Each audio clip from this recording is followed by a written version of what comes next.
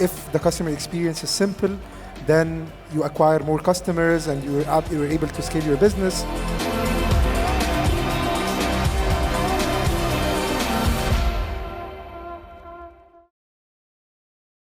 I have to say, I'm so pleased with the feedback that we've received about the summit. And it's been super positive, and that's because of all of you guys. You've made it what it is. We're so happy to have you here. I'm already sad that it's going to end tonight. So, guys, we have some fintech leaders with us on stage. 3 leaders in fintech. To put it simply, Basil is an expert in BNPL. Yusuf deals with insurance. Mohammed oversees a brokerage. They're going to discuss the delicate balance between innovation and regulatory compliance. Thanks so much for joining us today, gentlemen.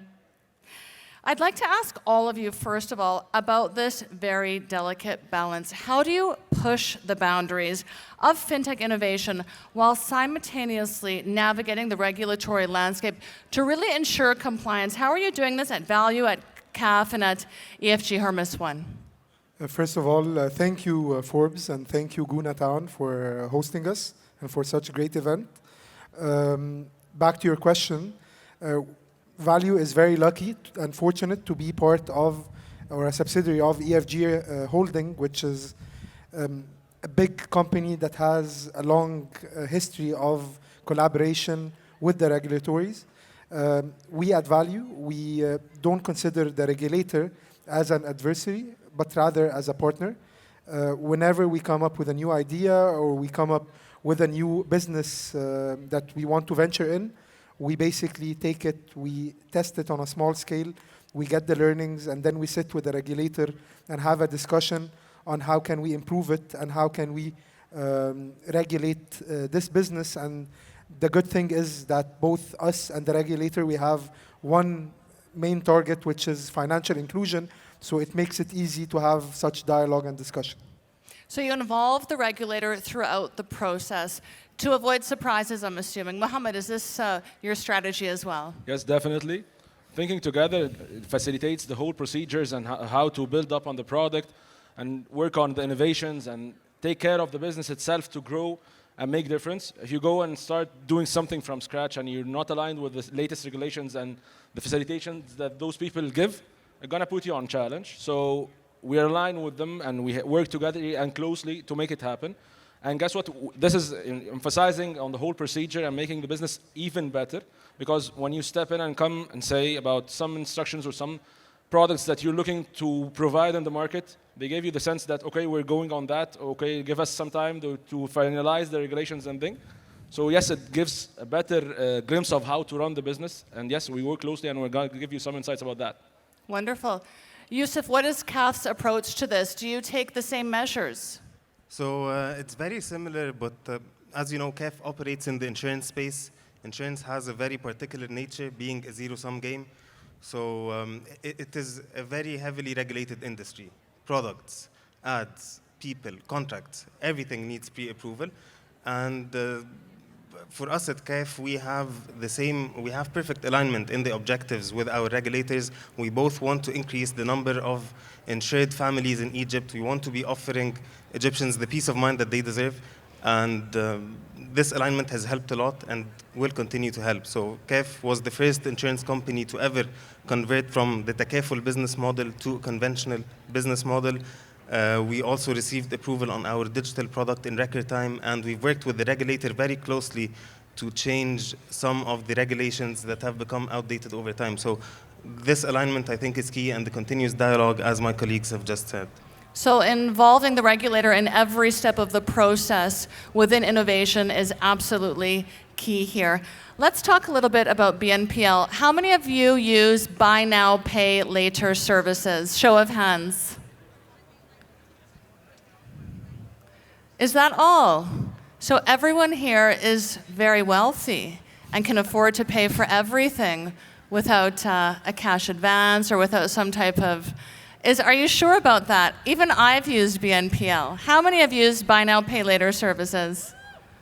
Thank you. Buy now, pay later, although you guys are not admitting it at this moment, the usage is at an all-time high. What do you think Value can do more to evolve its product offerings? What types of investments are you making in corporate innovation? Can BNPL be improved further? So first of all, product innovation, along with the people that we have at Value and the speed to market, there are Value's moat. We really invest in corporate innovation. We've managed in the past year to evolve Value from the conventional consumer finance / buy now, pay later into a universal fintech powerhouse. Through introducing a vast array of products, we've introduced products that has to do with savings, that has to do with investments. For example, we've launched Akid, which is a Rosca-like saving product. We've launched AZ Value, which is more of a money fund investment product. And over and above, we've launched Shaqlabaz, which is a pretty similar product related to basically loans, so cash loans. And we've managed as well to evolve our base product through introducing Sparkit, which is a 1-month zero-cost payment, and through introducing ACIT, which is more of a split on 2 to 5 months, similar to the BNPL. So we're continuously looking for opportunities to introduce new businesses, introducing new products, introducing new streamlines, because at the end of the day, we want to hold to our promise to the customers in Egypt and very soon those in the region of being a financial, universal financial powerhouse. Absolutely, and I think that BNPL is so attractive because it's so immediate, so easy to access. Is it similar with your other products? Yes, we're trying as much as possible to make the user journey very simple, very user-friendly, customer experience. We're investing a lot in that because we believe through doing that, we're holding to our main goal, which is financial inclusion, and as well, it would help us to acquire more customers, improve our unit economics, and it's a start of a flywheel. Mm-hmm. For those of you who don't know, EFG Hermes One is a platform through which you can trade on regional and international markets. Mohammed, tell us about the fintech advancements at EFG Hermes One, and how are fintech initiatives aligning with the broader goals of EFG Hermes One? Tell us a little bit about those goals as well, if you would. Okay, since I've seen that not much people have raised their hand on the past question, what's insightful about what I'm going to share with you that some people know about EFG Hermes pretty much, but not all of them knows about the application itself, and you can trade yourself through the app. Actually, you can not only trade in Egypt, you can trade in Egypt and 35 countries, working with a leading investment bank for the past 40 years in frontier and emerging markets. You have the opportunity to go beyond your expectations. What we take care of internally in EFG, that we take care of the product, we listen to the clientele and what they need actually, and we work on that.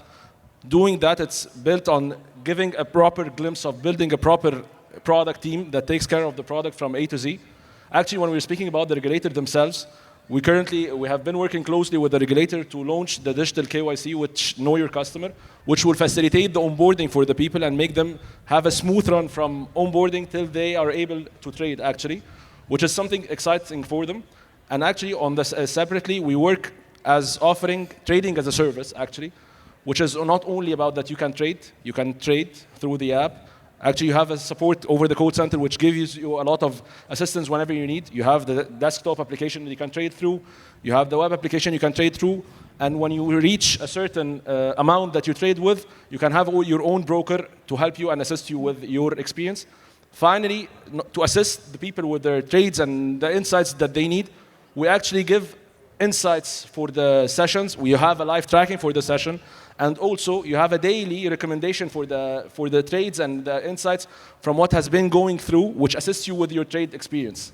So it's not just a platform, really. It's a comprehensive service where you can access tutorials, I'm assuming, and you always have client servicing at your assistance when you need it. So it's remarkable.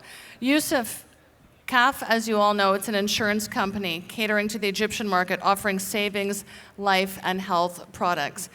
Now, the insurance industry is very well known for being slow to adopt tech innovation, if I may say that. How is CAF really finding opportunities in this sector which does not lend itself to tech?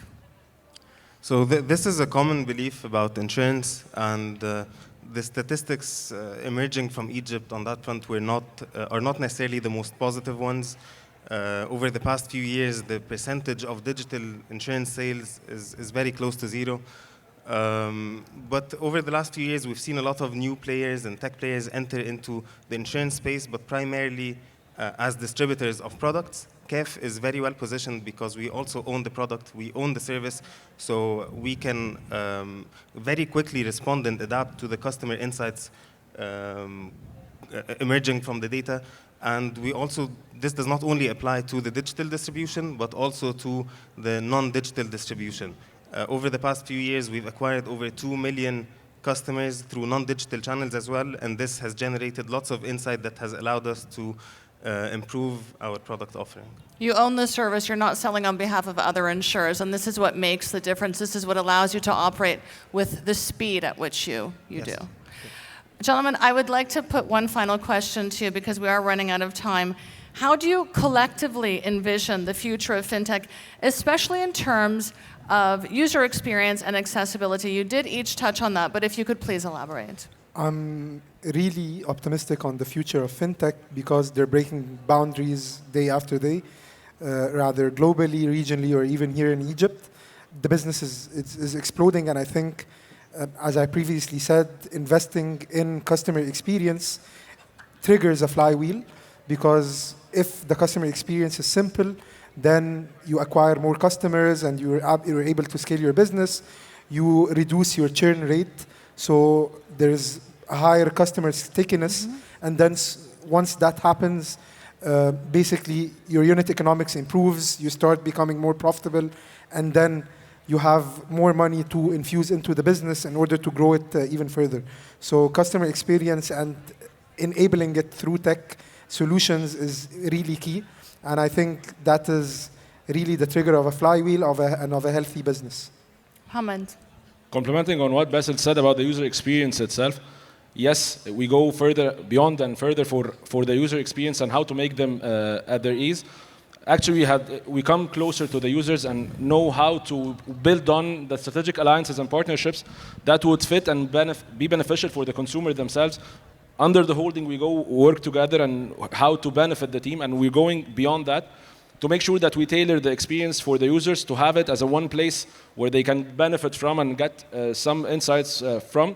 Actually, we're here together. If anyone, please, I encourage them to download the app and go through the experience and actually have the booth back beside the second stage. People, whenever you have any question, you can just pass by and ask about any details that you might have or need, and we're going to be answered.